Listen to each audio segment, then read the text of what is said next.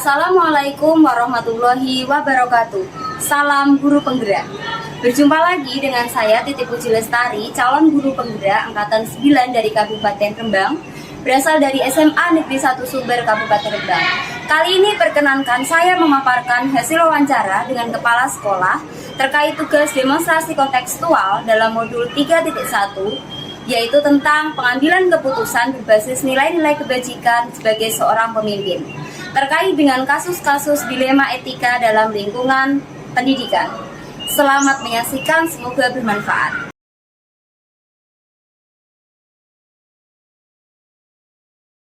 Assalamualaikum warahmatullahi wabarakatuh, Pak Edi. Waalaikumsalam warahmatullahi wabarakatuh. Perkenalkan Pak Edi, saya Titi Puji Lestari dari SMA Negeri 1 Sumber, calon guru penggerak angkatan 9 dari Kabupaten Rembang, Pak. Oke, selamat datang di SMA Negeri Rembang. Perlunya apa tadi? Mohon izin Pak Edi untuk kesempatan berikutnya, Pak Edi sebagai narasumber dari tugas saya di guru penggerak pada modul 3.1 terkait dengan pengambilan keputusan sebagai pemimpin yang berbasis nilai-nilai kebajikan. Oke, silakan Pak Edi. Siap bantu. Mau perlu apa nanti bisa Mohon izin disampaikan? Pak Edi, sebelumnya boleh Pak Edi menyampaikan sedikit kilas pengalaman Pak Edi sebagai kepala sekolah di SMA 3 Rembang ini, Pak? Sekilas tentang kepala sekolah di SMA 3 Rembang. Ya, saya di SMA 3 Rembang belum lama, baru 1 tahun setengah ya. Tahun setengah lebih lah. Dulu SK-nya habis mutasi dari SMA 1 Sumber ya. Kalau di SMA 1 Sumber hampir 3 tahun, 2 tahun 8 bulanan ya.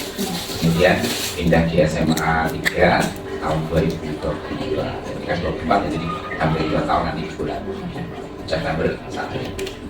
Untuk pengalaman ya memang di SMA Sumber, SMA Desa, di sini SMA Kota yang ditangani juga masih beda, SDM-nya pun juga beda. Kalau di SMA Sumber gurunya sedikit, di sini gurunya lebih banyak dan yang ditangani juga lebih itu aja ya. Terima kasih Pak. Sebelumnya saya di guru penggerak ini Pak akan banyak sekali langsung kalau belajar pada wawancara kali ini. Nanti Pak Edi bisa menyampaikan terkait dengan kasus dilema etika dalam pengambilan keputusan sebagai kepala sekolah dari Pak Edi. Yang pertama, selama menjadi kepala sekolah di SMA 3 Rembang ini Pak, adakah masalah yang Pak Edi hadapi sebagai seorang pemimpin yang menimbulkan dilema? Oke, masalah yang kita hadapi terkait dengan dilema tentunya banyak ya. Masalah yang terkait dengan guru, masalah yang terkait dengan siswa. Karena memang di satuan pendidikan itu masalah itu yang terkait untuk penanganan urusan siswa dan penanganan urusan guru. Ya. Pengambilan keputusan yang terkait dengan dilema itu akan ada pendidikannya. Misalnya ada sebuah kasus pemecah masalah yang memang perlu pemikiran hal yang baik yang mana. Misalnya ada anak dalam kasus-kasus tertentu pelanggaran disiplin ataupun pelanggaran moral etika, itu kadang memerlukan sebuah penanganan dilema. Ya, kalau misalnya kita atasi dengan memberikan ancaman atau hukuman yang sesuai, kadang-kadang juga tidak jelas. Jadi bagaimana mengambil keputusan tepat yang tidak berdampak kepada peserta didik kita harus lakukan. Satu contoh misalnya ada kasus anak yang dalam tanda petik melanggar peraturan, tidak masuk sekolah sekian lama, sudah mengikuti batas apa, itu kan juga harusnya anak itu nggak naik, ya kan, nggak naik, dan harus keluarkan, gitu kan. Tapi kami memikirnya sederhana, jadi anak tetap diberi nilai baik, kemudian rapotnya juga dibuat bagus, alfanya tidak sebanyak yang sebelumnya, kemudian tetapi kita sarankan anak itu untuk mutasi pindah di sekolah. Tetapi satuan pendidikan itu tidak boleh mengeluarkan siswa, jadi nanti seakan-akan orang tua yang mengumpulkan. Jadi setelah itu kita buat rekaman yang baik di sekolah baru, kita ada tempat berjaga. Jadi kita berharap semoga di tempat yang baru itu bisa berhasil. Tanpa ada yang embel bahwa anak itu diperlakukan sendiri tidak bagus, tidak.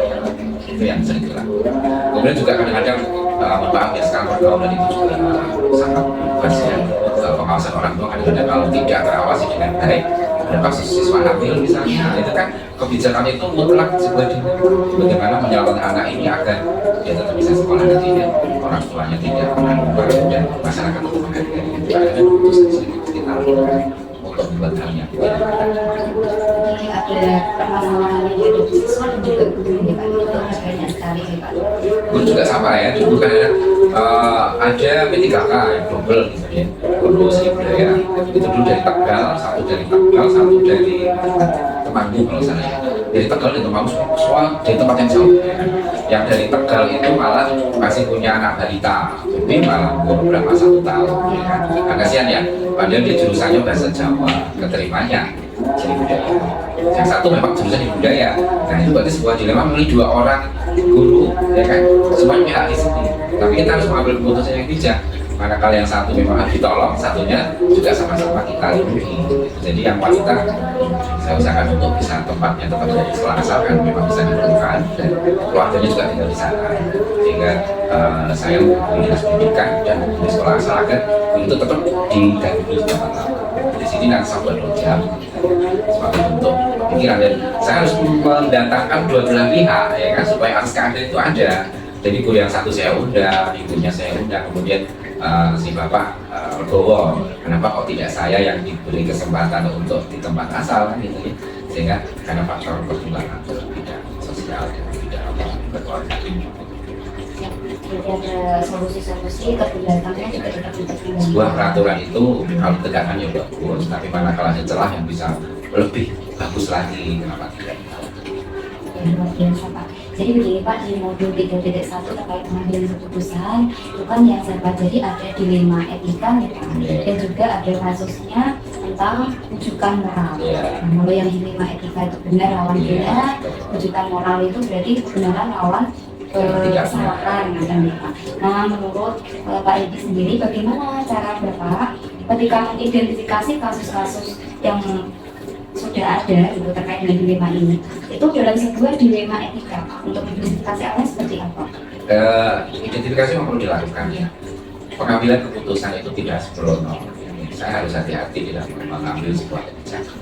Memang selalu kepala sekolah itu kan punya hak untuk mengambil kebijakan ya dalam hal manajerial seorang kepala sekolah. Namun dalam hal ini setiap langkah saya itu saya tidak jalan sendiri. Saya selalu mengajak berdiskusi dengan rekan kerja. Jadi di sini kan saya punya BKS, ada BKS Sarpras, Humas, Kurikulum, ya kan. Satu lagi siswa. 4 BKS ini sebagai teman rekan kerja saya untuk saya ajak untuk berdiskusi. Meski saya punya hak untuk menentukan sebuah keputusan, tetapi saya tetap menghargai pendapat mereka. Tapi paling tidak saya punya sebuah perencanaan, ya kan? Rencana pemecah masalah itu menurut saya. Jadi rencana dari saya kemudian saya sampaikan, nanti teman-teman rekan kerja saya itu berpikir untuk apakah rencana itu sudah benar atau belum. Ya, jadi kalau misalnya rencana itu sudah benar, mereka setuju, ataupun rencana itu belum sempurna, mereka akan melengkapi. Jadi saya rasa berpikir 1 orang jangan berpikir 5 orang, dan itu saya rasakan ya. Tapi paling tidak sebagai seorang pimpinan kepala sekolah harus punya rencana. Jadi tanpa sebuah rencana itu nggak bagus, kepala sekolahnya nggak kreatif ya. Jadi sebuah rencana itu ada, kemudian rencana itu dilaksanakan. Setelah dilaksanakan pun rencana itu harus dievaluasi ya. Jadi step by step itu harus benar diukur. Seorang pemimpin dalam berpikir menurut saya itu harus ada langkah-langkah yang bagus. Perencanaan, setelah rencana itu ada yang sepakati, lalu perencanaan itu dilaksanakan. Setelah dilaksanakan kemudian bahkan dievaluasi mana berhasil mana, kemudian diadakan apa, refleksi ya, refleksi kemudian baru tindak. Nah, itu harus saya laksanakan. Saya selalu berpikir seperti itu dalam hal. Nah, jadi kalau ada tindak lanjut itu hasil dari sebuah refleksi yang kita lakukan. Jadi kadang-kadang sebuah program berjalan ya, kadang-kadang program sekolah itu kan berulang gitu ya, tiap tahun itu aja ya. P5, berkarya dan sebagainya itu saya tidak mau P5 kemarin dengan sekarang itu sama. Jadi P5 yang terbaru harus lebih bagus dan lebih oke dibanding program yang kemarin. Sama dengan sekolah ini punya visi-misi. Saya sebagai kepala sekolah, visi-misi kepala sekolah yang lalu itu harus berbeda dengan yang sekarang. Jadi visi-misi sekolah ini harus lebih tinggi dibanding yang lalu. Kalau tetap saya ngapain dari sini? Harus lebih nilai plusnya harus ada. Jadi katakanlah, saya masuk SMA Sumber dulu waktu jadi kepala sekolah pertama, saya lihat Sumber kayak apa, kekurangan itu kayak apa, saya perbaiki. Oh ternyata Sumber dulu tuh misalnya SDM-nya belum diberdayakan maksimal ya, lingkungan sumber daya alamnya, lingkungannya belum diberdayakan, kemudian pemeliharaannya belum maksimal. Jadi akhirnya sumber sini bagus, kinerjanya sudah meningkat, memperbaiki lingkungan dulu yang belum maksimal kebersihannya jadi bersih, orangnya belum cukup jadi berkomitmen dengan sekolahnya, ya kan? Hanger bininya mulai muncul. Nah, seperti itu. Dan saya datang ke sini beda lagi. Ya, jadi saya setiap datang ke sekolah itu punya target. Seorang kepala sekolah itu punya target unggulannya harus dicapai. Jadi kalau dalam pribadi saya ditugaskan sebagai kepala sekolah atau pimpinan itu kan punya target tertentu. Ya. Jadi saya disempatikan targetnya apa? Salah satu SMA di kota, 1, 2, 3. Saya mikir ya, kalau dalam bidang ilmu mungkin saya kalah nomor 1. Dalam bidang olahraga saya unggul nomor 1, ya kan? Dalam seni budaya saya bisa unggul nomor 1. Kemudian dalam bidang kopelnya anak-anak saya harus unggul dari semua sekolah ini sih. Gitu kan? Jadi saya berpikir saya jadi kepala sekolah di SMA 3 itu pun harusnya lebih dibanding kepala yang sebelum saya. Jadi paling tidak, oh sebelum saya itu sudah bagus. Dalam bidang apa dulu? Nah, saya lihat sudah berada itu yang mana, yang belum mana. Yang saya akan mengisi mana yang belum dicapai oleh kepala sekolah terdahulu saya. Maksudnya ya. Jadi, dulu ini saya baru datang itu mengadakan penelitian lewat guru BK ya. Ternyata anak SMA 3 ini kalau saya cek ya begitu ya, antara yang kuliah sama tidak kuliah itu separuh-separuh. Yang kuliah itu 50%, yang tidak kuliah juga 50%. Nah, saya berpikir, nek saya biarkan begitu aja, saya kuliahnya 50. Yang 50 nggak kuliah, berarti saya harus berpikir bagaimana membekali anak yang 50% tidak kuliah. Saya jadikan kafe bisa. Saya punya kafe, ini hari ini lah ditutup ya, karena ada acara ini. Itu ada 4 kafe di sana, nanti bisa survei ke sana nanti. Program kerja. Iya, belum pernah lihat kafe SMA 3. Oh, SMA sudah pabrik sini, bisa terakhir bukis itu berkali-kali ya. Nanti videonya banyak, nanti saya punya video banyak. Kafe itu berdiri, saya pakai sebagai tempat untuk memberikan life skill pada anak saya yang tidak punya. Jadi dia jualan di situ, manajemen di sana. Anak SMA dan beda SMK. Anak SMK itu masak cara bikin donat. Tapi kalau di sini bagaimana memasakkan? Jadi berbeda. Di situ ada 4 kafe, anak jualan, anak jualan 1 minggu. 1 minggu dia berpromo, sudah membuat iklan dengan Canva, ya IT-nya dijalankan. Setelah pesanan banyak, jadi jualan di situ tuh sudah hasil pesanan semua. Nggak mungkin jualan mereka nggak laku. Bahkan ada yang laba sehari itu 500.000 untuk masuk uang kasir. Dan saya pikir mereka menjalankan kafe itu kan tidak hanya untuk branding tok ya. Di balik itu ada ilmu yang banyak banget, karakter terutama ya. Karakter P5 jalan. Profil Pancasila-nya kan dari dia mulai pesan makanan, halo selamat pagi, bisa saya mau jualan donat, mau jualan geprek, harganya berapa, saya mau jual sekian, laba berapa. Itu sudah nyambung dengan penjual geprek yang di tempat kulaan itu kan komunikasi jalan. Karakter jalan, kemudian sopan santun jalan, keberanian jalan, anak tanggung jawab, mikir, ya kan? Komplek loh itu kalau kita pikir itu profil penjualan cukup semua. Nanti sudah kerjasama membuat timnya sendiri sesuatu, membuat adanya siapa, yang membuat iklannya siapa, sampai deal selesai, yang membuat kebersihan siapa, sampai laba berapa, itu komplek. Menarik ya Pak ya? Jadi itu di situ P5. Jadi guru tidak marah. Ini anaknya PKW itu mungkin tidak ikut pelajarannya telat misalnya, tapi anak itu kan tidak kuliah. Jadi mungkin kesan terakhir di anak, mungkin kesan di PKW makin nakal. Jadi ada kesan mendapatkan pelajaran fisika. Ya kan, toh nanti lulus dia tidak kuliah, fisika nggak pakai. Kepakainya yang mana? AP kan? Betul nggak? Nah, ya, jadi kesan mereka itu dengan pembelajaran itu tidak selamanya berbekas pada diri dia.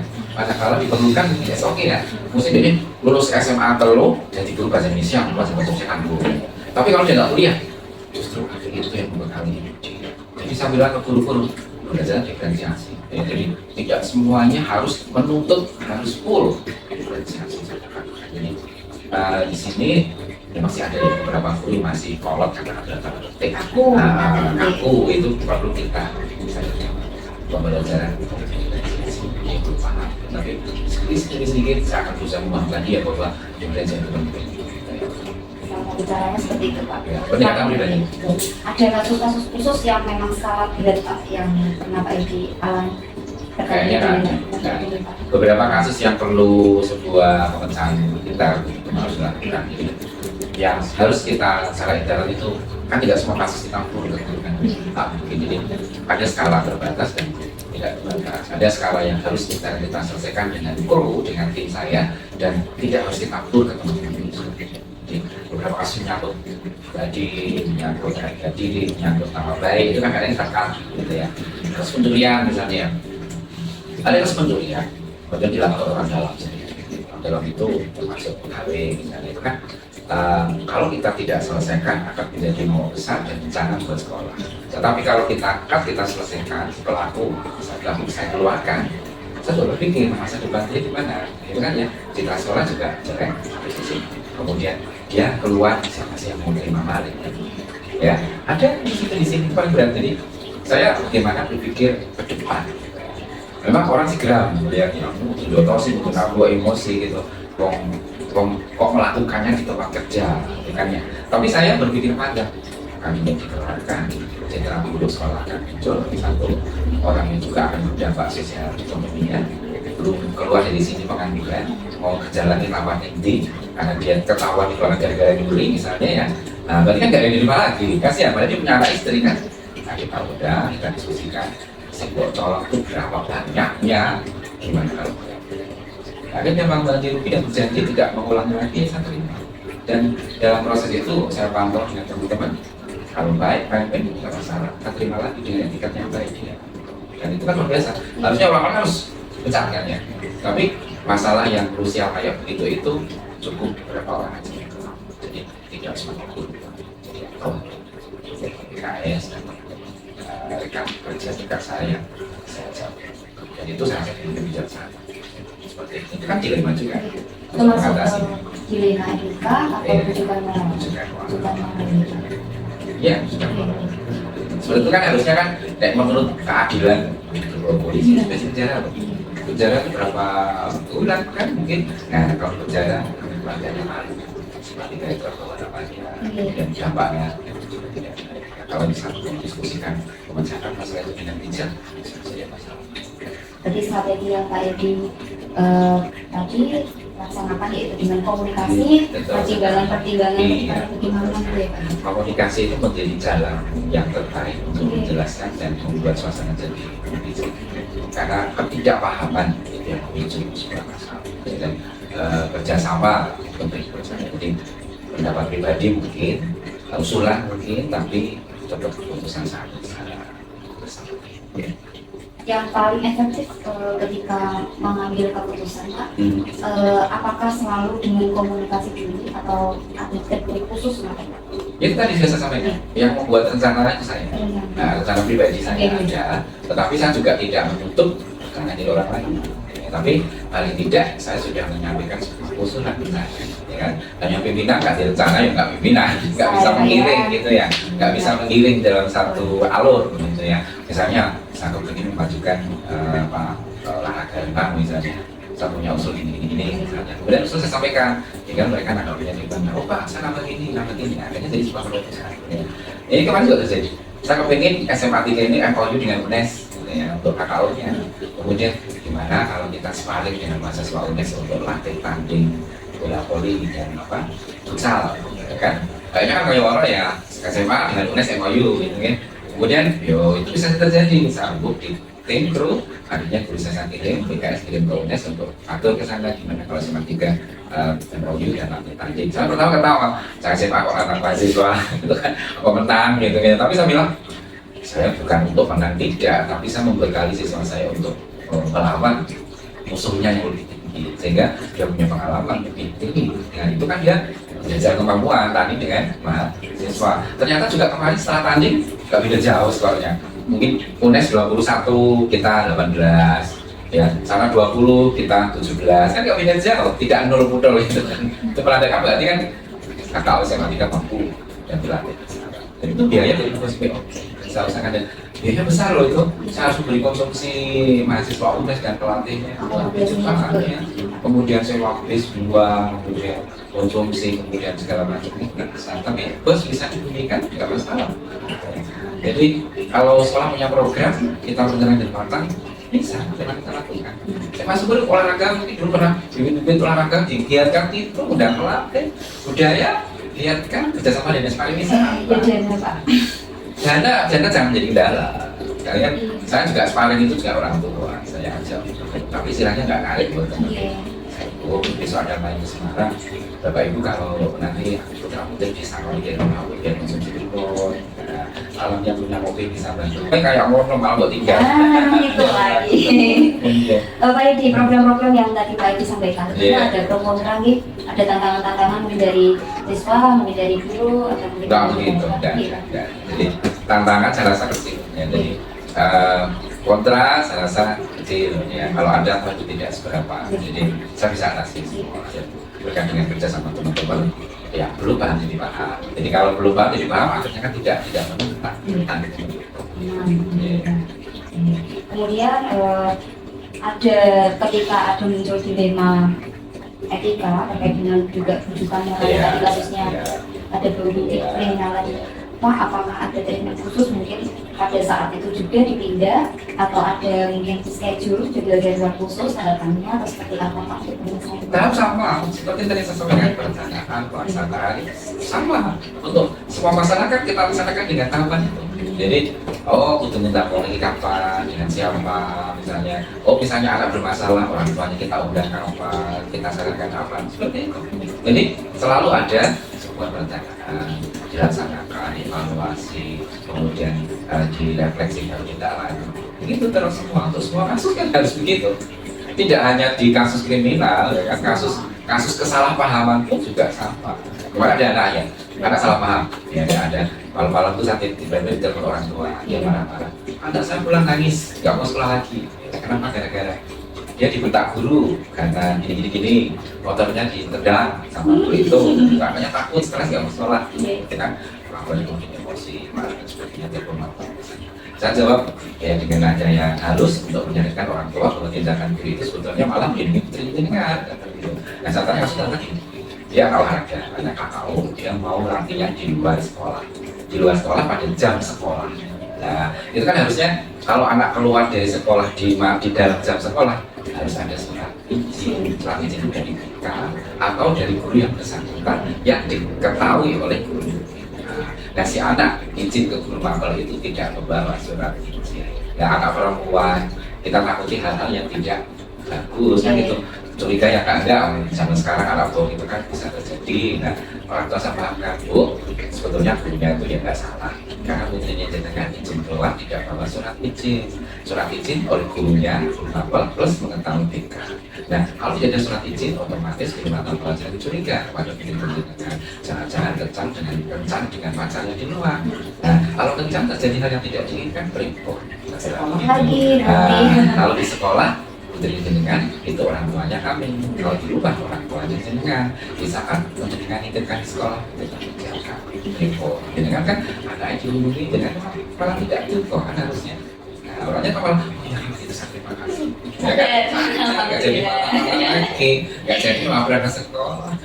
Iya mau berangkat sekolah mau nggak terima dengan guru yang melarang itu. Terus sampai lagi tentunya dengan malah matur nuwun sama guru yang malah kepada gurunya dengan maka itu bukan berarti itu, tapi justru maka itu saya melindungi dengan dari hal yang tidak diinginkan. Kayak di sini, nggak harus lagi di sini. Kayak kencan dengan pacar, terus dengan berikut.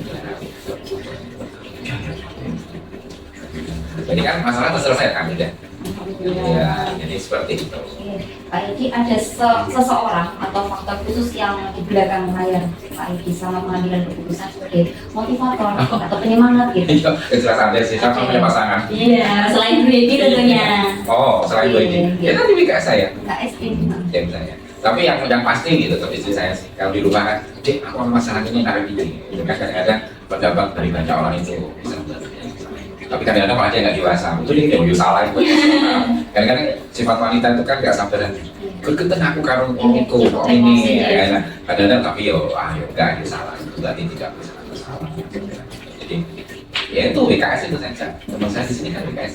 Saya punya wakil-wakil itu alhamdulillah. Welcome dengan saya, jadi saya ingin punya BKS itu memang cocok dengan saya, welcome dengan saya. Jadi kalau ada geger BKS nanti saya tidak mau BKS untuk saya, bukan untuk Anda, kok kan gitu?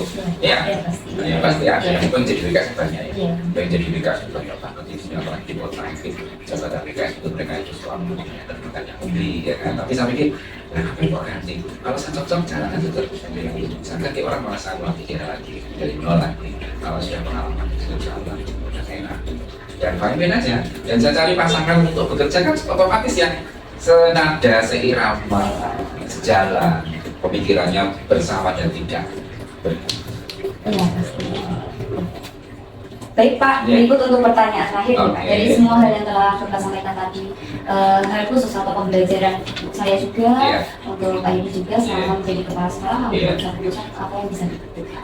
bukan sudah disimpulkan. Ya, yang bisa disimpulkan setiap dalam mengambil keputusan harus penuh dengan kesabaran, tidak boleh emosi, tidak boleh gerusa-gerusu, dan memandang sebuah masalah itu jangan terlalu berat, ya, karena suatu masalah pasti ada.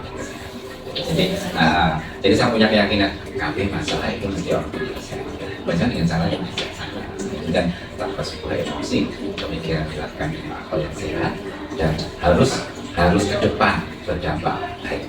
Jadi pengambilan keputusan itu harus punya dampak yang baik. Jadi makanya pengambilan keputusan itu tidak boleh gerusa-gerusu. Jadi jalan keluarnya itu pasti ada. Saya yakin ya semua masalah bisa diselesaikan. Munculi benar dulu seruat apapun kalau dengan kesabaran yang tentunya ya betul.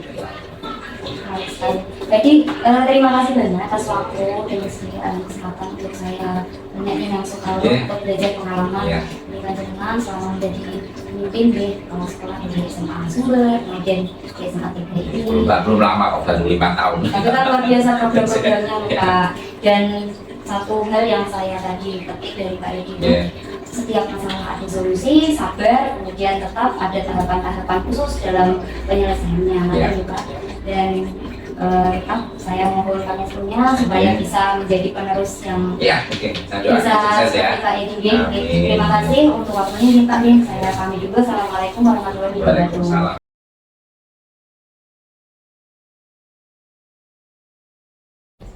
Assalamualaikum Pak Edi. Waalaikumsalam warahmatullahi wabarakatuh. Alhamdulillah. Bagaimana Pak kabarnya Pak hari ini? Luar biasa.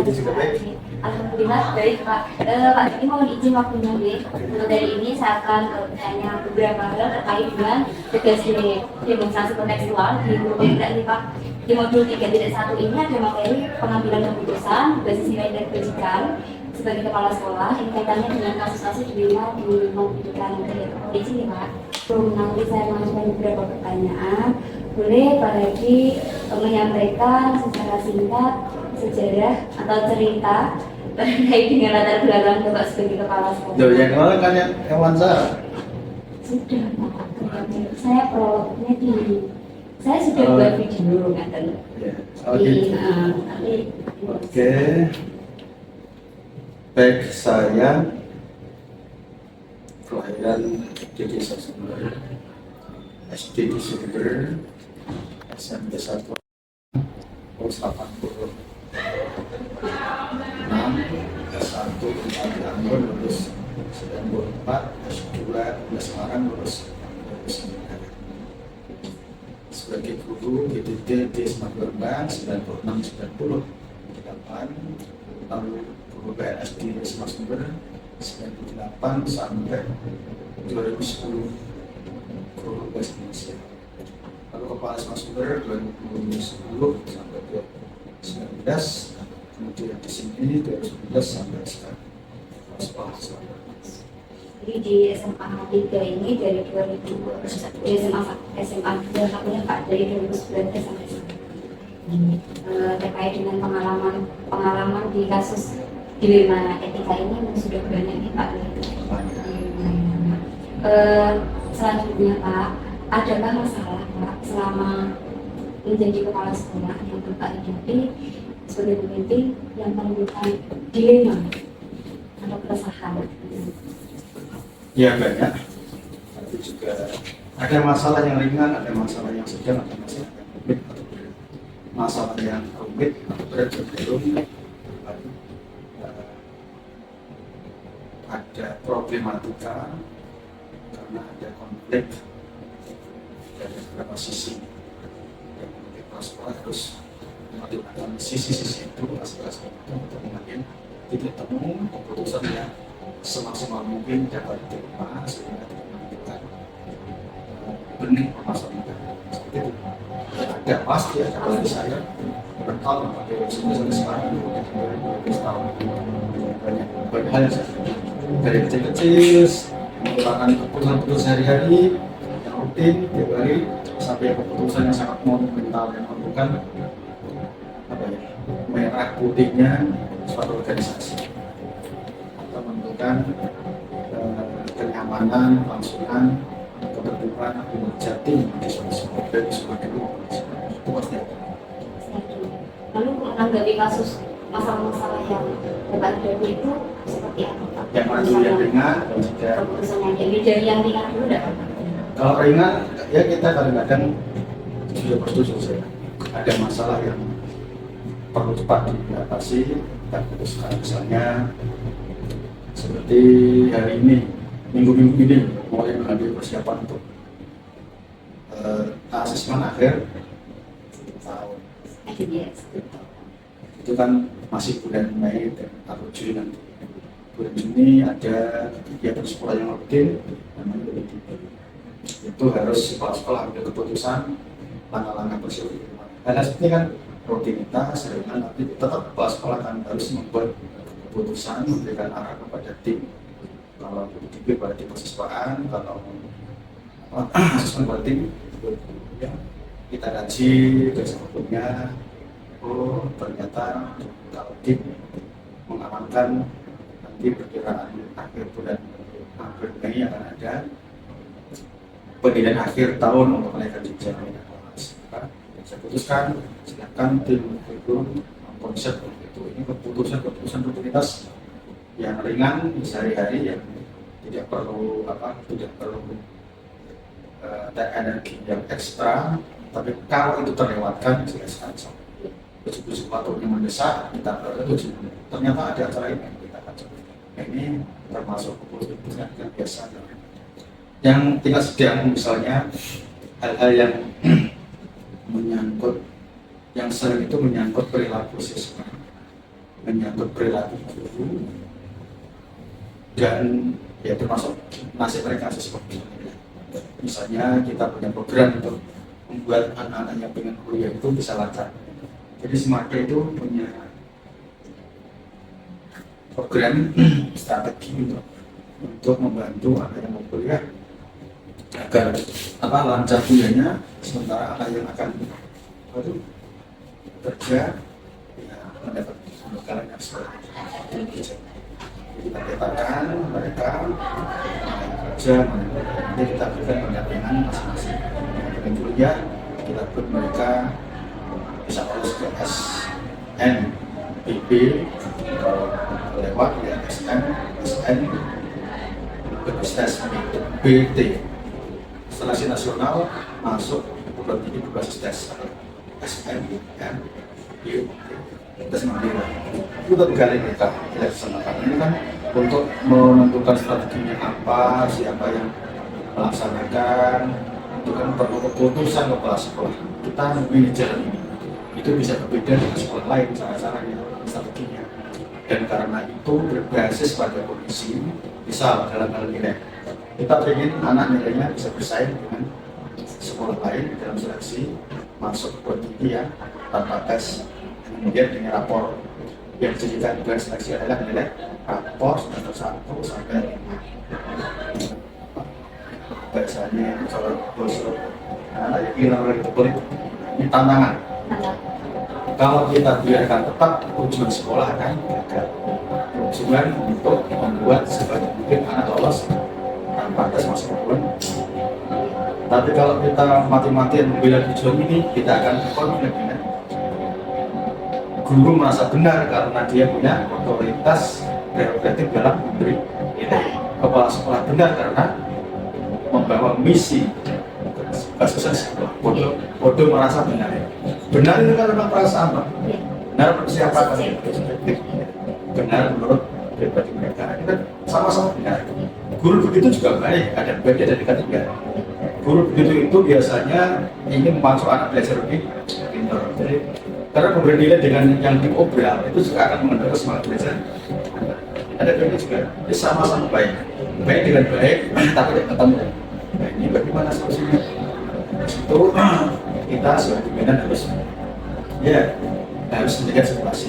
Jangan motot pimpinan yang kuasa belok orang pas SKP Misalnya ya Pak. Oke. Gitu. Kemudian tapi juga jangan kemudian mengalah, kemudian akhirnya jadi pimpinan yang tidak punya arah, hanya ikut selera maunya. Untuk memainkan dua kutub ini, kutub yang keras, kutub yang lunak ini pemahaman situasi, kondisi lingkungan, person terlibat itu nanti akan menentukan apakah saya di ujung sana atau agak ke sini, apa ujung sini, apa ujung itu. Di situ nanti, di situ perlu referensi, perlu kecermatan, perlu pemahaman, perlu pengalaman, psikologi, mendalami psikologi orang-orang, mendalami situasi sosial di ruang guru, masyarakat, bahkan antar siswa. Kecermatan, kecerdikan memainkan isu-isu, kadang-kadang bisa mereka ngotot tapi tahu ada kejadian yang bisa membalikan itu, ya, tujuan tercapai.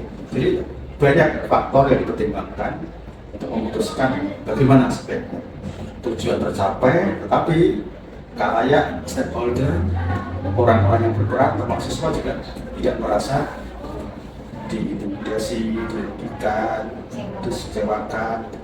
Kecewa pasti ada. Tidak ada keputusan yang dapat diterima semua. 100% gitu ya Pak ya. Pasti ada yang sangat mendorong karena kepentingan, ada yang menerima, ada yang biasa, ada yang menolak. Itu biasa di mana. Apalagi kita semua ada 90 sekian karyawan, ada 1.130 siswa.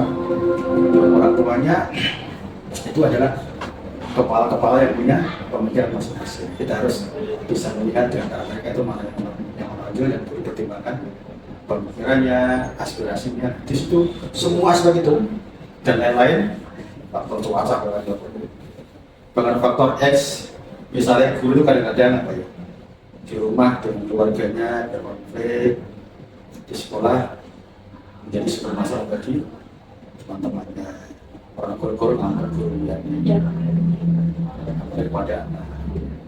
Jadi faktor kecil seperti itu psikologis itu saya perhatikan sebisa mungkin. Walaupun saya bukan malaikat yang bisa melihat semuanya, tapi menyadari bahwa kadang-kadang faktor yang tidak terhitung yang kecil itu berpengaruh. Jadi ketika ada masalah, kenapa kok gelutan, kenapa kok marah-marah membuli ke anak-anak, ada apa gitu. Jadi terus mata hanya melihat kesalahannya, kasusnya, tapi melihat akarnya apa yang terjadi. Nah itu berpengaruh pada keputusan yang saya. Dengan memperhatikan hal kecil lagi. Besar dan kecil semua itu. Semuanya dilihat. Kadang faktor besar tapi dia berpengaruh, justru faktor kecil malah berpengaruh. Atau sebaliknya. Itu untuk bisa melihat itu kan tapi semacam kepekaan kita dalam menangkap sinyal-sinyal kira-kira berpengaruh apa itu yang kita lakukan. Terus mau bermain, akhirnya kita harus berkeputusan yang sebaik mungkin dan pasti keputusan untuk membawa kemajuan gerak organisasi ini tetap harus maju sesuai dengan arah visi misi sekolah, tapi apa pihak yang pro kontra tadi seminimal mungkin berkonflik dan sebanyak mungkin menerima keputusan. Itu rumusnya alasan. Dari modul yang saya pelajari kemarin terkait dengan mengambil keputusan ya Pak, kita ada dua jenis dilema Pak. Dilema etika yang merupakan benar lawan benar, kemudian ada rujukan moral yaitu kebenaran lawan kesalahan ya Pak. Nah, bagaimana cara Pak Rudi untuk dapat mengidentifikasi kasus-kasus yang tadi Pak Rudi sudah ringan, sedang, berat, gitu Pak, termasuk dalam dilema etika kah atau pernah ada kasus rujukan moral Pak? Satu dulu, konflik antara yang benar dan yang benar. Tadi contohnya ya, Sama. guru merasa benar karena memberikan nilai sesuai dengan idealis untuk motivasi anak dari pandang pelajarannya yang lain. Pas sekolah benar karena ingin membuat anak bisa bersaing di itu tadi konflik antara yang benar dan yang benar. Sekarang antara benar yang dan sama. Contoh, dalam hal membeli peralatan sekolah, membeli, saya konsumsi pramuka lah, pramuka kemah. Anak disiapkan konsumsi untuk aturan yang benar adalah konsumsi itu satu anak satu hari snack 15.000 potong pajak, makan 20, total 40, makan 20, total 40 itu potong pajak, itu aturan benar. Kalau ini kita cakno sakel seperti itu, konsumsi 15.000 potong pajak orang yang karet, terus yang makan selalu potong pajak 5 kali 40 cek, oke benar. Nah terusnya ya 20.000 separah ideal tuh, tapi saya kerja nggak tahu. Saya benar sesuai aturan konsumsi belanja habis Terus itu makan siang, nasi kotak, orang boleh. Nah, secara aturan. Tapi nanti panitia kan sekarang nggak boleh ada benar panitia. Ya, makanya sementara semua guru dan gaya sama oleh pemerintah, misalnya Bapak Ibu bayarannya bukan kas persen, misalnya P3K, semuanya 6 juta, tambah TPP, gaji TPP-nya 1 sama kan? Sama ya. Guru P3K sing rajin, pinter sampai lulus, guru penggerak ya semua bayarannya. Guru P3K sing telat-telatan, sering bolos mengajar, ngulangi orang itu ya semua bayarannya. Guru sing rajin, semua bayarannya segel ngurusi perangkat turunin lapangan. Orang itu dibayari secara resmi. Terus sekolah gimana? Ikut aturan yang sakit tadi, atau harus melakukan kesalahan membuat honor, menghargai kerja keras Petri. Gimana? Kalau saya kan itu saya, kalau saya yang berkeringat tetap harus dihargai. Yang benar ini dikelola. Benar jatahnya selek 15.000 potong pajak dari 15. Jatah makan siang selawe potong pajak dari 14. Berarti kan 13 kalau 20, 33. Dan ini jangan dihabiskan belajar untuk konsumsi semua. Hei panitia, teman-teman guru dan karyawan, panjenengan kan nanti repot ke lokasi kemah juga perlu di sini kita meninggal anak bucu juga capek, guru yang itu turun, kalau keluarganya Anda ngurus kerja besar, maka silakan dikelola seperti aman laporannya kalau kita tulis subjek segini, subjek segini sesuai program tersebut. Tapi paling nanti yang neto ini 15/3 pajak, selawe 5 pajak, kayak 33 silakan keluar. Yang penting kegiatan berjalan, konsumsi cukup, wajar, ada aturan seperti aturan, dan Anda yang capek, tim yang capek, berbiasaannya, dan itu tidak boleh sesuai orang lain. Kalau saya mendapatkan inisiatif rangsang atau balik capek, ada yang berkeringat, sisihkan itu sewajarnya, jangan menggeregas. Nah, itu peruntukannya kan tapi ya sewajarnya silakan pakai. Tapi saya harus tahu bukan kesalahan saya. Nah, itu kan antara menyalahi aturan sini dan proyek tetap memelihara yang aturan pokok dengan dikelola, tapi juga tetap melakukan kesalahan tetapi yang bisa untuk kenyamanan bersama. Bayangkan kalau semua belanja satu seraturan, wali kelas nggak rapor karena itu jadi gitu ya. Antara yang salah dan yang benar. Jadi tidak harus selalu menggembi 100% pada benar, bisa gagal bisa. Tapi juga jangan kemudian gampang kok nabrak aturan semua dilanggar, sih benar itu bahaya juga. Itu ya, untuk mengenali harus bagaimana, apakah ekstrem ke sana sakit benar, apakah ekstrem ke sini sakit salah, atau pol-pol salah. Ini perlu pengalaman, referensi, baca-baca orang lain, video, film, supaya literasi. Berarti untuk mengidentifikasi kasus itu harus banyak pengalaman. Yes. Jarang pemimpinan baru, apapun perusahaan kan, bahkan kepala negara, nanti awal lurus baru tes lain. Ya kan pengalaman itu. Waktu berpengaruh nggak ya Pak? Jelas, waktu berarti kan proses, berarti kan pengalaman. Kalau dia memboboti maknanya, tapi kalau dia menyepelekan, tidak menghargai semua proses, ya proses. Sementara sinkronisasi proses, benar-benar menyerap. Iya Pak, adakah strategi khusus yang biasa Pak dilakukan menghadapi masalah yang paling sulit yang dengan alami? Setiap program rutin atau setiap masalah yang rumit yang menghadapi problematika, membutuhkan cara atau strategi untuk menghadapinya, untuk menyelesaikannya, untuk mengatasi itu pasti. Semua bentuk tantangan perlu jalan, dan jalan itulah rencana yang dipikirkan, langkah-langkah yang diambil, itu namanya strategi. Itu pasti ada. Bangun puisi cara strategi mencari semangat. Kalian bosan? Terus Yakin Pak, karena terlalu sering disakiti. Coba. Iya Pak, dari yang tadi Pak tadi sampaikan, hal-hal yang pernah dianggap paling efektif dalam pengambilan keputusan seperti apa? Dari strategi-strategi. Saya pernah merasa gagal dan pernah merasa sangat berhasil. Yang terakhir 3 tahun di Islamabad ini saya berhasil membuat lembaga yang dulu menurut saya sangat tidak transparan, sekarang jadi sangat transparan. Dulu yang namanya uang bus itu antara sekolah itu yang tahu kepala sekolah bendera dan satu BKS saja yang mengusung anggaran. Bukan BKS yang mengusung anggaran ini cuma tahunnya mesti tidak tahun yang bendera dan kepala sekolah. Apalagi durian nih besar itu. Kok saya tahu ya, karena saya tahu pertama menjadi gigi. Akibat pertama mulai saya mensosialisasikan ide.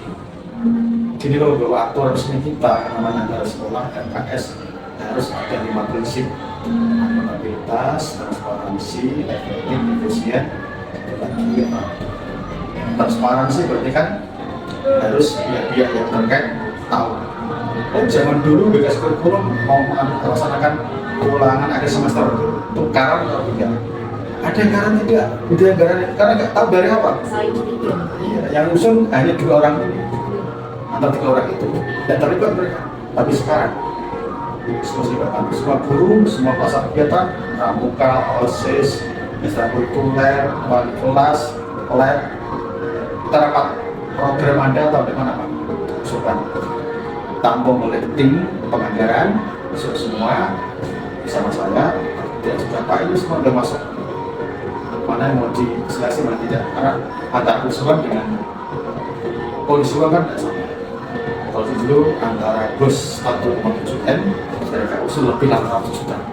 Masih rapat lagi. Tapi kan dari pengusulan mereka tahu mana yang dibalas, mereka tahu mereka lihat jalan. Oh iya, anggaran saya kan cuma ini, nggak tukaran lagi, nggak tahu. Transparansi. Dan tidak ada yang ditutupi. Oh iya, kalau kita kegiatan ini sekolah baru seniman Solo, baru setahun sekali. Ya itu bagian dari itu semua bagian dari pembentukan kepemimpinan. Kepemimpinan seperti yang mengambil itu prosesnya seperti itu. Memahami setiap karakter ini. Kalau kepala sekolah itu kemudian merasa kalah juga dengan apa orang tertentu, ya caranya kan orang kita kalau ini betul kalah, tapi jangan sampai frontal. Frontal itu dites, brain dari itu, tapi juga kita tetap aku lah kepala sekolah. Itu untuk ketemu di gimana proses pengenalan lingkungan.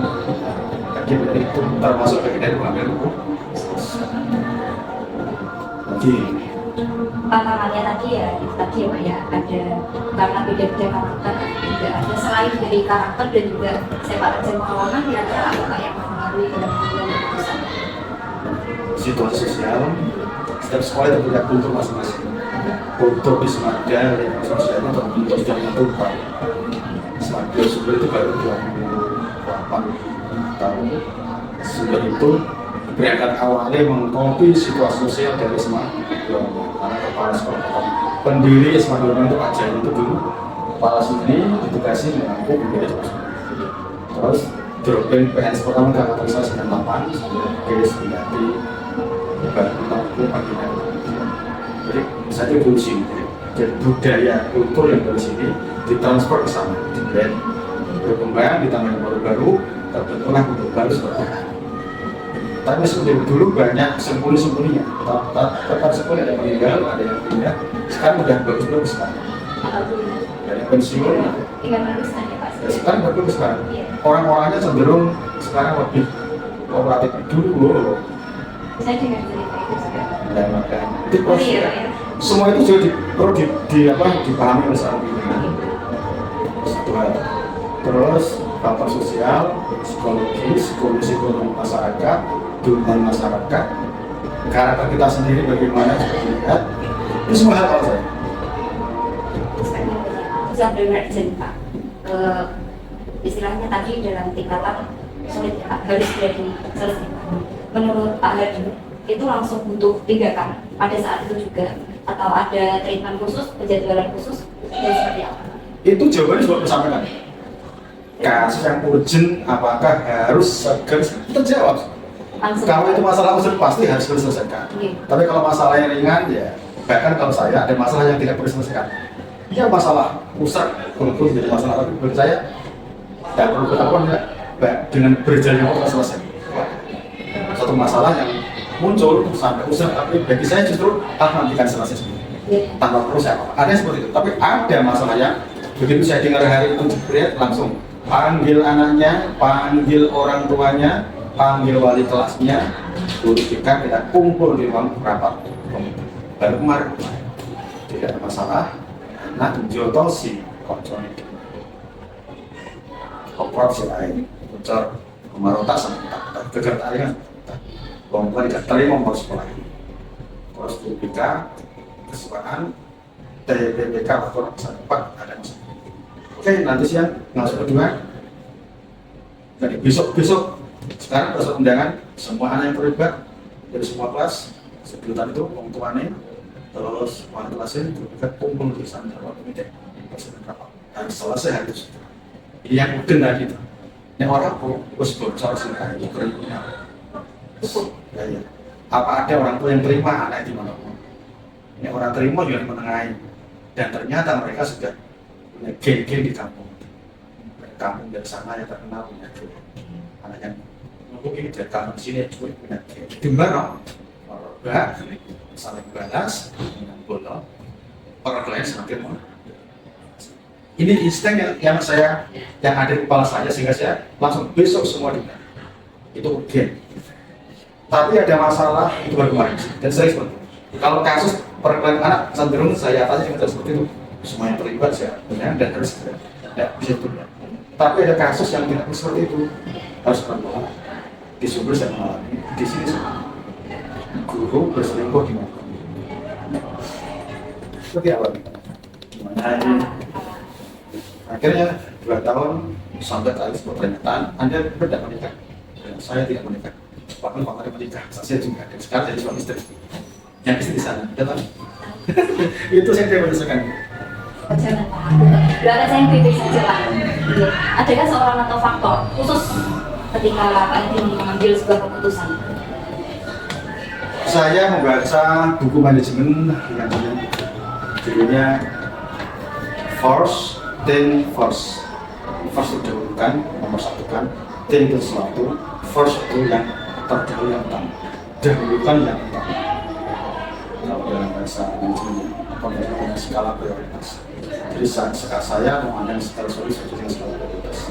Maka ketika saya membentuk tim pun juga skala prioritas. Jadi orang tim itu harus nanti menyiapkan saya untuk bisa menjadi key person dalam manajemen. Ada namanya istilah key person apa itu? Orang kunci. Dalam bahasa politik namanya tim sukses, kepala pilpres, kepala calon. Jadi orang-orang sekeliling kita yang akan mendukung, mengiyakan apapun putusan kita itu punya key person. Seorang manajer, seorang pimpinan di level apapun itu punya key person. Nah, ketika memilih orang ini harus yang the right man on the right place idealnya. Kalau tidak butuh punya bargaining, contoh dulu dan sekarang juga ya sekarang penting ini sekolah yang mampu jadi paham tentang itu the key person karena BKS adalah orang yang melaksanakan tugas dari kepala sekolah. Kalau presiden memberi apapun program pimpinan kudu dilaksanakan ya siap orang mau apa rapat pemilihan BKS yang pembukaan yang berarti artinya dengan misalnya akan buka saya akan cari di sekolah lain yang kebetulan saat itu mapok itu di semua ruang bagian guru kunci mati sekat mati. Maka dengan cara itu bisa dijadikan dengan dia berubah. Harus dia merubah jadi dirinya dari sembunyi menjadi 10%. Ya agak-agak berhasil. Ya bisa berjalan sama juga. Jadi kuncinya saya akan sangat selektif dan kalau terpaksa harus dapat orang yang betul 10% semua bidang. Di sini WKS kurikulum saya pas. Ketika saya punya ide untuk tadi membuat anak-anak kuliah agar tertolong nilainya, WKS saya menjadi pensukses program. Dimuliakan ide saya dan ikut menyuarakan, menggalang suara perempuan sampai membuat cara-cara lagi untuk bagaimana saya dulu memurahkan nilai agar anak bisa masuk tanpa tes dan berhasil. Tahun kedua itu 11 anak yang masuk tanpa tes. Tahun kemarin dua itu meningkat 100%, 21 anak. Ini belum tahu proses. Ada peningkatan dari. Jadi WKS kurikulum saya itu adalah orang yang sangat ya dari dulu. Di bidang lain, saya juga begitu. Akhirnya saya menemukan semua bidang di rumah, saya temukan bidang tadi. Orang yang tepat lah dari lain. Pembelajaran apa yang paling penting ketika dihubungkan dengan kasus dilema etika yang sudah Pak dialami tentunya dalam pengambilan keputusan secara personal maupun kedepannya sebagai seorang pemimpin? Pertanyaan itu sebenarnya untuk saya dengan Saya juga bisa, karena saya juga masih proses belajar juga. bukankah dengan menanyai saya kemudian dari info dari saya itu dengan Pasti Pak. itu dibalik ke saya. Yang paling diingat ya, yang paling penting banget untuk kedepannya Pak. Begini ya, bagi saya semua aspek itu bisa menjadi pengalaman yang berharga, bergantung kita memaknainya.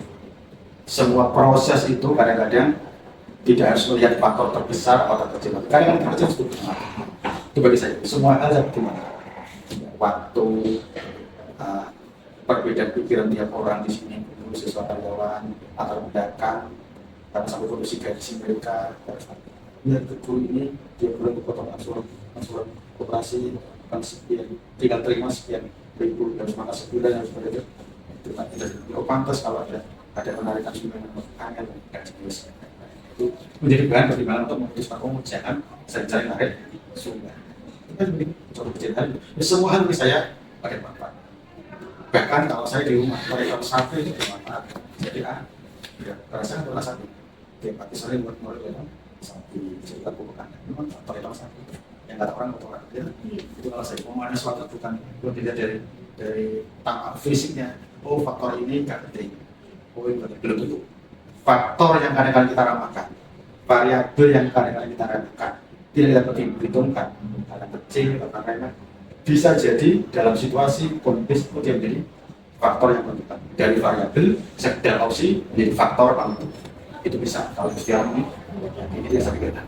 Jadi bagi saya tidak ada hal yang paling penting. Semua bisa penting tergantung situasi dan kondisi. Begitu kan? Sampun Bapak, Pak Adi terima kasih untuk waktunya dan saya sudah diperkenankan tanya-tanya. Satu hal yang saya simpulkan, pokoknya fokus tidak hanya pada hal yang besar, hal terkecil pun harus diperhatikan, kan ya Pak? Dan kita bisa pandai melakukan dari proses. Sebagai sebetulnya pelanggan. Capaian kecil tiap hari itu hari ini latihan online, besok dikirim rapat oleh pastor itu diusahakan kita kayak pengalaman aja jadi kepala guru penggerak itu Pokoknya ikut memulai prosesnya. Betul. asal mampu. Tapi tupoksi tidak mati. Tupoksi ngajar minimal 40 jam itu harga mati. Tunaikan dulu itu baru tambah. Jangan lupa ya Pak untuk berbagi pengalaman.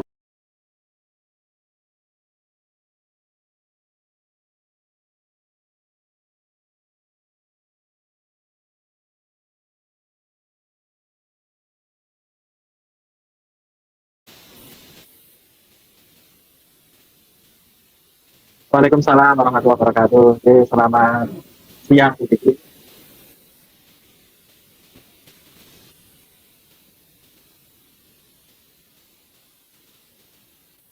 Saya mohon maaf ini karena saya kegiatan di luar, saya belum bisa bertatap muka langsung, juga melalui media ini harapannya membantu kita, mempermudah kita dalam berkomunikasi. Itu Bu Diki.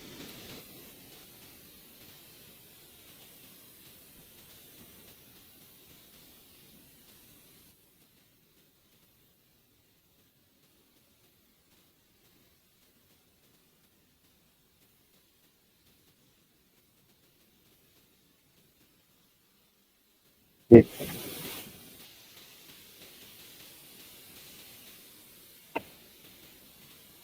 oke, siap Bu Diri. Nanti sebisa mungkin dan sesuai pemahaman yang ada pada diri saya dan yang saya lakukan, saya sampaikan sesuai yang ada.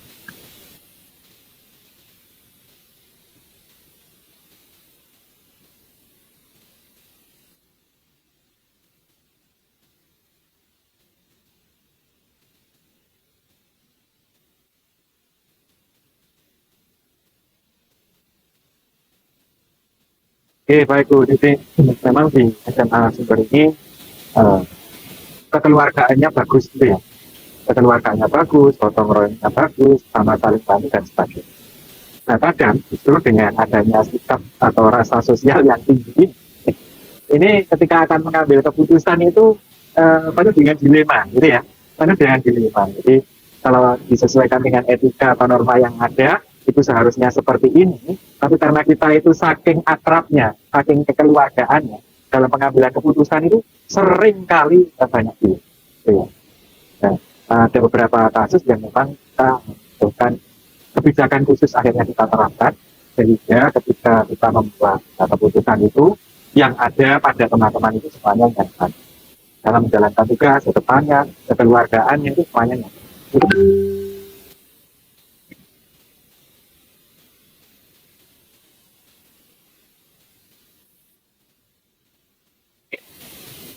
Ya, ya gini, sebagai seorang pemimpin kita memang diminta pertanggungjawaban itu ya. Diminta pertanggungjawaban artinya ketika kita membuat keputusan itu yang bertanggung jawab sesuai dengan nilai norma aturan gitu ya, regulasi yang sekarang sedang berjalan. Tetapi ketika kita dihadapkan pada dunia nyata yang memang harus juga menunjukkan rasa solidaritas sosial kita, ya kadang akhirnya kita membijaksanai, artinya dari norma atau regulasi yang ada itu bagaimana caranya semuanya bisa berjalan. Tetapi kita buat kebijakan, artinya sedikit berbelok itu tapi tidak menimbulkan sanksi hukum yang jelas gitu. Namanya dilema etika itu kan kita hanya melanggar norma-norma sosial saja, tetapi tidak melanggar regulasi secara kebenaran. Itu yang kita terapkan di sini. Sehingga ketika yang seperti itu diterapkan, teman-teman tidak nyaman. Secara hukum seperti itu. Tapi dalam membijaksainya, kita berikan jalan juga sehingga teman-teman bisa nyaman.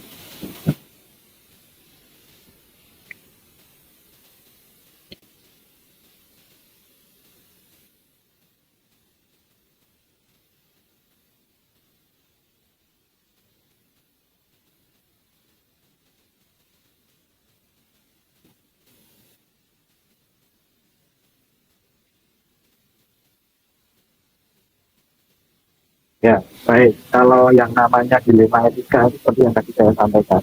Ya, kalau dijalankan seperti ini benar, yang sana juga benar, sehingga mau yang mana yang diteruskan, sehingga tidak menimbulkan apa yang namanya konflik, gitu ya. Bisa mungkin tidak menimbulkan konflik, tidak menimbulkan perseteruan, tidak menimbulkan apa ya pertentangan. Sedangkan kalau yang tujuan moral, ini kan memang arahnya pada pelanggaran regulasi yang ada. Jadi, kalau penggunaan dana bos itu bareng-bareng oleh BKS digunakan untuk piknik bareng dan sebagainya, itu kan jelas ya, melanggar regulasi yang ada. Nah, itu dikatakan sebagai tindakan. Kadang kalau seorang pemimpin yang nakal, ini kan dalam tanda kutip gitu ya, mau menyelewengkan penggunaan anggaran dan sebagainya itu sangat mudah. Itu terjentus pada kebutuhan moral bareng-bareng. Duit ini gunakan untuk apa? Itu kalau yang dibutuhkan moral yang arahnya ke pelanggaran hukum. Tapi kalau yang dilema etika itu yang tadi saya sampaikan, yang benar, yang seperti itu juga benar. Nah, yang mau diputuskan yang mana? Kita pertanyakan kembali pada teman-teman yang akan menjalan. Nyaman yang mana? Sehingga di belakang ini tidak gerundel, tidak menggerutu, teman-teman bisa dengan nyaman melaksanakan keputusan bersama. Dan yang saya lakukan untuk melakukan itu ya kita di sekitar bisa diputuskan di tim manajemen, kita BKS, kalau kita ya, itu kita lakukan diputuskan. Atau kalau memang itu persetujuan teman-teman ya sudah kita sampaikan, kita keluarkan, kita buat keputusan secara umum dengan seluruh Bapak Ibu Jabat. Ya, keputusan yang kita ambil satu kata sepakat semuanya, karena semuanya kadang-kadang benar itu.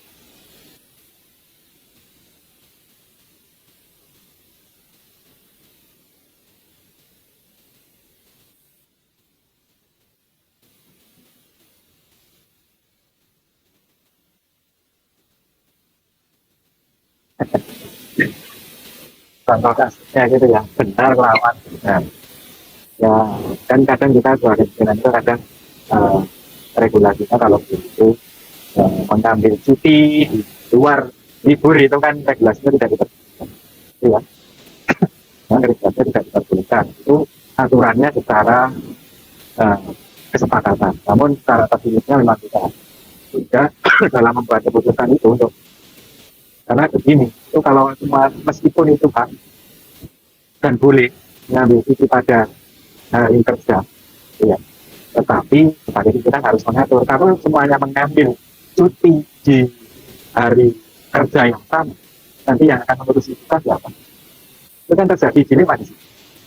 Padahal mungkin yang mengajukan itu memang betul-betul yang kepentingan. Nah, mau memutuskan yang mana? Padahal itu sudah benar. Sebagai pimpinan melarang untuk cuti juga benar, karena kalau cuti semua yang mau melaksanakan tugas di sekolah siapa? Yang terjadi di luar tadi. Ya.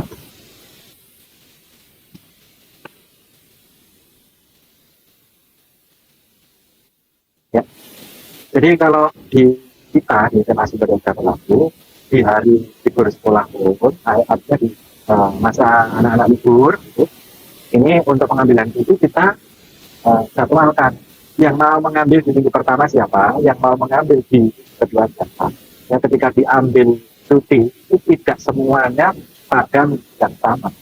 Kalau pada minggu yang sama semuanya ambil cuti, nanti di minggu keduanya tidak ada itu tidak ada yang tempel. Ini kan padahal itu juga hak dan betul itu, ya kan? Sesuai regulasi itu betul. Nah, di sini seorang pimpinan itu diuji untuk bisa memutuskan, membuat keputusan strateginya seperti apa. Meskipun nampaknya hal yang sepele, tapi kan kalau tidak diatur dengan maksimal, itu menimbulkan kegaduhan. Ya, kan berebut. Saya tak minggu, saya tak minggu ini, saya punya kepentingan ini. Kalau sampai ada yang memanfaatkan kepentingan.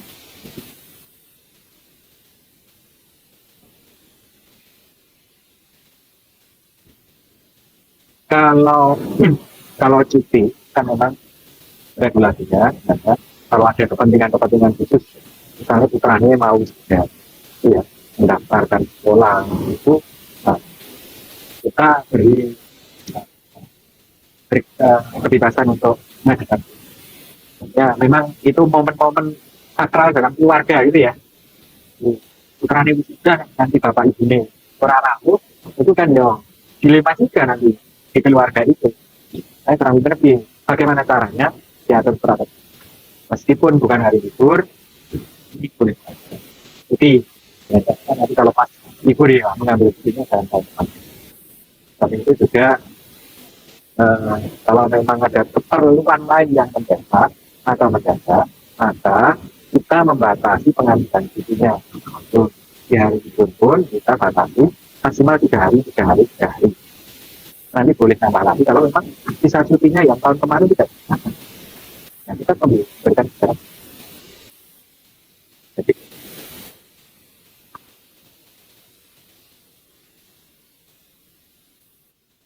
ya, yang paling pokok itu kita komunikasikan kebutuhan panjenengan yang mana. Kalau memang hanya untuk liburan, ya, untuk 3 hari, ambil hari Rabu Kamis, Jumat Sabtu, satu minggunya kan bisa ikut libur, jadi panjang. Atau ambil yang di depan sekalian satu minggu Senin Selasa Rabu. Jadi kan ya dalam satu minggu itu pergilirannya sistemnya seperti itu. Nah, salah satunya. Kalau memang mau mengambil cutinya di momen-momen tertentu sudah direncanakan ya nggak apa-apa, jadi liburan tidak diambil. Seperti salah satu teman kita yang kemarin ke Jepang ke wisuda putranya. Jadi kalau wisuda itu kan tidak hanya ke Semarang, tidak hanya ke Jogja, ini ada spesial wisuda ke Jepang. Ya, kita kan diambilnya tidak pada saat liburan, nggak apa-apa. Itu kita membuat kebijakan sehingga ketika kita berkomunikasi dengan teman-teman itu laksanakan kegiatan, tugas, kewajiban yang ada itu khususnya di komunikasi.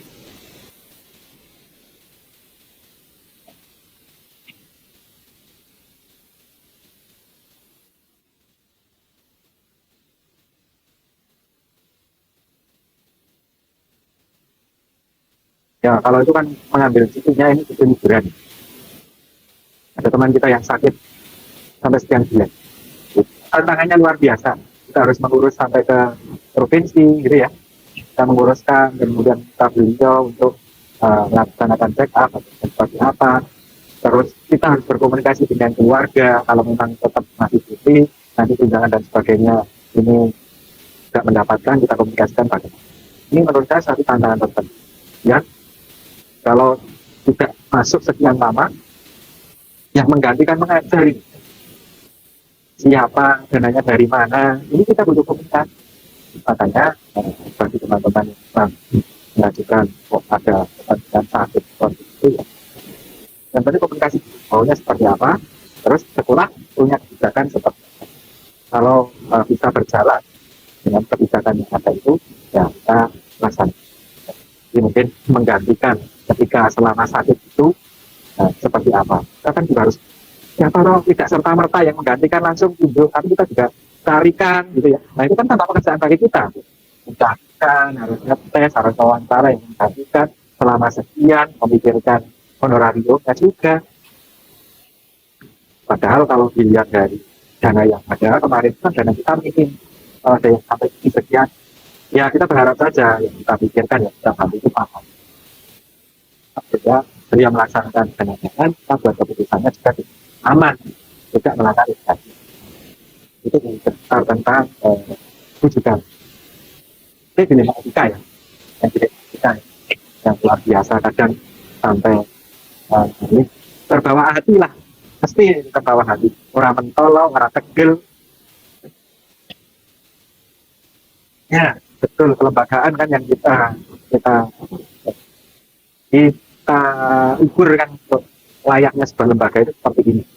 Kalau mau layak seperti ini harus seperti ini. Ya. Mengharuskan itu mengkomunikasikan pada yang bersangkutan itu kadang orang tegel, orang tolong. Nyatanya yang tantangan. Betul, tantangannya luar biasa.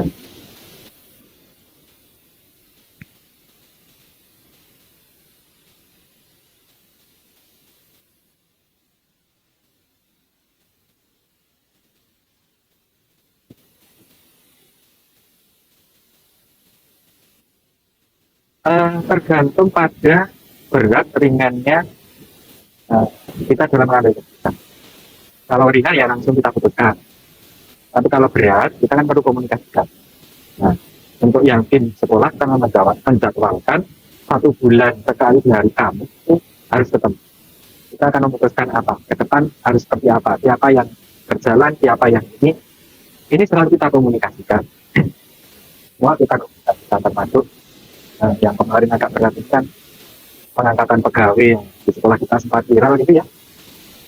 Setelah itu sudah terselesaikan dan itu karena itu tergolong bukan sudah nama baik lembaga ya. Yang akhirnya begitu sehingga kita intens mengkomunikasikan baik dengan parent maupun dengan kerja. Alhamdulillah semuanya terselesaikan. Untuk menyelesaikan permasalahan yang ada, kita ada yang memang terjadwal khusus, ada yang detail sesuai dengan peran kerjanya.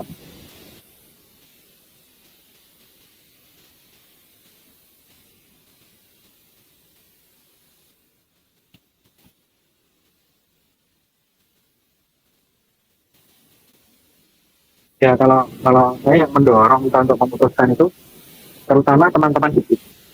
Kalau teman-teman di tim itu sepakat dan program yang kita rencanakan kita buat, kita akan jalankan, kita akan putuskan sepanjang tim itu duduk bersama sudah oke, jalan. Yang bukan ya yang mendorong yang Ya kita di tim itu. Nah ini kalau tim itu sudah sepakat, kita jalankan. Bukan person satu-satu, tapi tim. Atas nama tim. Kalau timnya sudah sepakat, jalan. Dan kalau timnya satu, dua masih berundel ya, kita putuskan. Kita keluar itu satu suara. Satu tim, satu suara. Tidak ada yang sampai berbeda pendapat. Setelah diambil keputusan bersama. Itu yang sering kali kita laksanakan, kita lakukan dalam pengambilan keputusan. Sehingga selalu ketika ada apa, semuanya hampir bertanya, Pak, ini bagaimana solusinya, Pak, ini bagaimana solusinya. Kita duduk. Nah, itu yang mendorong kita untuk selalu berkumpul, berkomunikasi, untuk membuat keputusan bersama.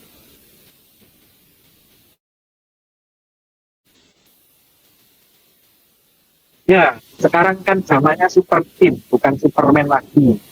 Supermannya udah kabur. Sekarang yang bagus itu super team. Kerjasama, kolaborasi, itu biasa.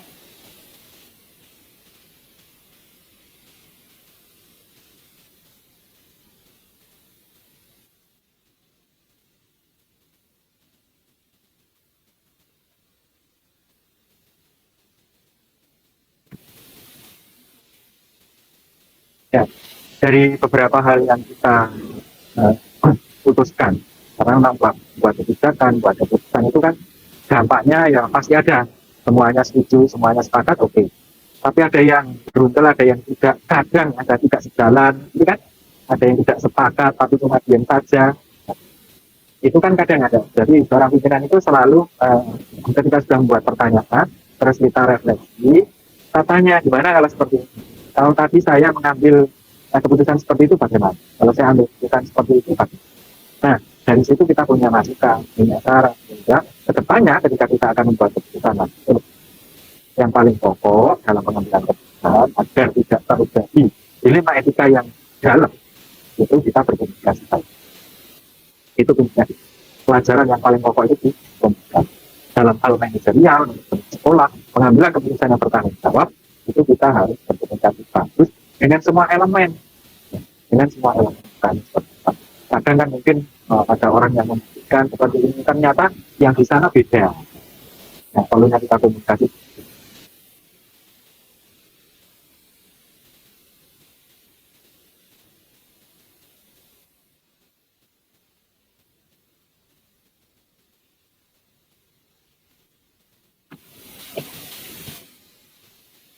Ya.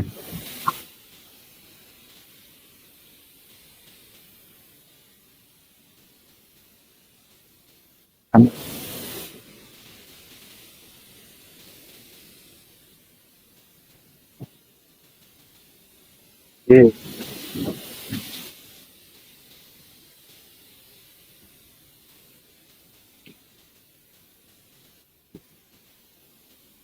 Oke. Jadi Bu Niti, sama-sama sudah belajar bersama, saya juga dapat informasi baru bagaimana perkembangan dunia di guru penggerak tentang pengambilan keputusan, karena sama-sama belajar berbagi. Guru bergerak Indonesia Maju. Ya.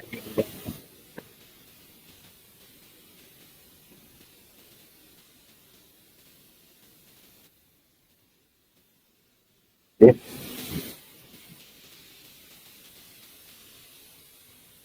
Waalaikumsalam warahmatullahi wabarakatuh. Ya, Bu Niti, semangat. Ya. Mantap. Ya, terima kasih Bu Niti.